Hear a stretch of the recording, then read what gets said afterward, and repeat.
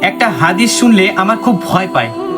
যখনই এই হাদিসটা মনে করি নিজেকে খুবই ছোট মনে হয়, কিংবা মনে হয় যে আমিও এই অপরাধটা করছি কিনা গোপনে বা প্রকাশ্যে। হাদিসটা অন্যরকম, সবারই ভয় লাগবে, কারণ এই হাদিসটার সাথে আমরা অধিকাংশ মানুষ জড়িত আছি।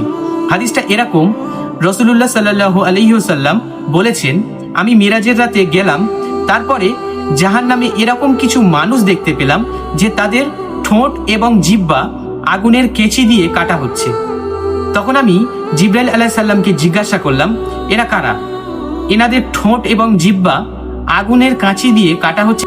তখন জিবরাইল আলাইহিস সালাম বললেন, আপনার সেই সব উম্মতগণ যারা উপদেশ দিয়ে বেড়াতো, কিন্তু সেই উপদেশ তারা নিজের উপর প্রয়োগ করতো না বা গ্রহণ করতো না, ভুলে যেত। আপনার উম্মতের সেই সব বক্তাগণ, লেকচারার্স, আলেম, উপদেশদাতা, এরা সবাইকে ভালোটা বলে বেড়াতো, সবাইকে উপদেশ দিত, বাট নিজে সেই উপদেশ নিজের উপর প্রয়োগ করতো না, বা সে নিজে সেই সৎ কাজটা করতো না। আল্লাহু আকবার।